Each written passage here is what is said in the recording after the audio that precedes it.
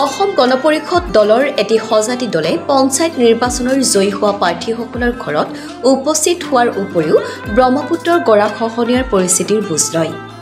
নৱগঠিত তিয়ক সমষ্টিৰ অন্তৰ্গত মিচিং স্বায়ত্তশাসিত অঞ্চলৰ বাঁহফলা, নেউলগাঁও, কলবাৰী আদিত আজি অসম গণ পৰিষদৰ এটা সজাতি দলে পঞ্চায়ত নিৰ্বাচনত জয়ী হোৱা অসম গণ পৰিষদৰ সমৰ্থিত ৱাৰ্ড সদস্য তথা প্ৰাৰ্থী জিলা পৰিষদ সদস্যসকলৰ গৃহত উপস্থিত হৈ তেওঁলোকক এখনি ফুলাম গামোচাৰে শুভেচ্ছা জনায়। অসম গণ পৰিষদ যোৰহাট জিলাৰ সভাপতি সৌৰভপ্ৰাণ বৰাৰ নেতৃত্বত উপস্থিত থাকে সমাজকৰ্মী সত্যম গন্ধিয়াৰ লগতে অসম যুৱ পৰিষদৰ জিলা সভাপতি প্ৰণৱ মহন্তৰ লগতে কেইবাগৰাকীও সদস্য। দলটোৱে মিচিং অধ্যুষিত অঞ্চলসমূহত স্থানীয় ৰাইজৰ সৈতে কথোপকথন কৰাৰ লগতে অঞ্চলটোৰ বিভিন্ন সমস্যা আৰু ব্ৰহ্মপুত্ৰৰ গৰা নদীৰ খহনীয়াৰ ফলত সৃষ্টি ক্ষয় ক্ষতিৰ পৰিস্থিতিৰ বুজ লৈ এক সহানুভূতিশীল মনোভাৱ প্ৰকাশ কৰে। ইয়াৰ উপৰিও দলে যোৰহাট এলেংমৰা অঞ্চলত কিছুদিন পূৰ্বে অগ্নিকাণ্ডত ক্ষতিগ্ৰস্ত হোৱা দেৱেন বৰাৰ পুত্ৰ ধন্তী বৰাৰ গৃহ তথা যুৱ ব্যৱসায়ী ব্যৱসায়িক প্ৰতিষ্ঠান পৰিদৰ্শন কৰে। দলটোৱে ব্যক্তিগতভাৱে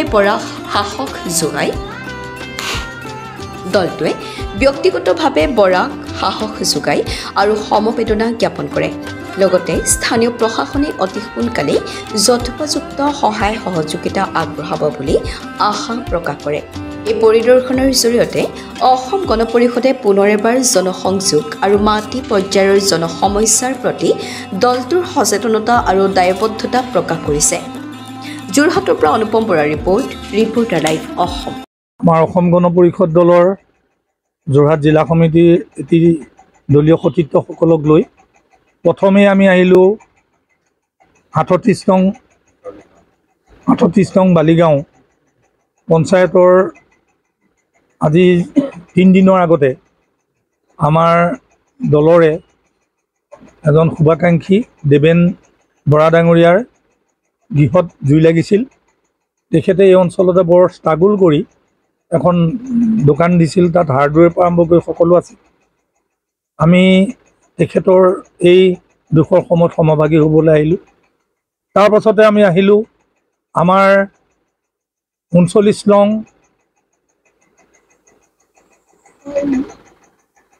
উত্তৰ পৰ্বতীয়া গাঁও পঞ্চায়তৰ প্ৰাক্তন সভানেত্ৰী তথা আগন্তুক হৈ যোৱা পঞ্চায়তৰ সৰুচৰাই পৰ্বতীয়া গাঁও পঞ্চায়তৰ জিলা পৰিষদৰ সদস্যা পদত প্ৰতিদ্বন্দ্বিতা কৰি অতি কম ভোটত ব্যৱধানত পৰাজিত হোৱা মীনাক্ষী পাতিৰ গৃহত গৈ তেখেতকো আমি দলৰ হৈ এই দুৰ্যোগ সময়ত তেখেতে প্ৰতিদ্বন্দ্বিতা কৰাৰ কৃতজ্ঞতা জ্ঞাপন কৰিলোঁ।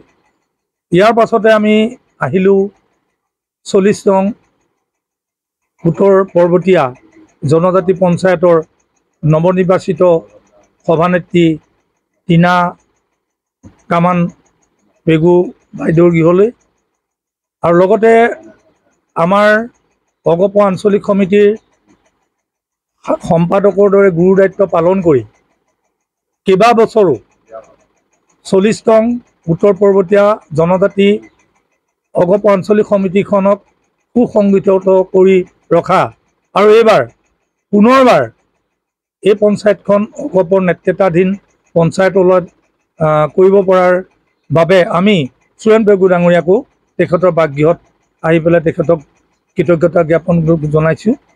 আৰু লগতে আমি আমাৰ 6 নং বাহিগলীয়া আমাৰ পঞ্চায়ত ইউনিট খণ্ড সদস্য দীপেন দলে ডাঙৰীয়াৰ লগত আমি এই গৰাখহনীয়া পৰিদৰ্শন কৰিছোঁ।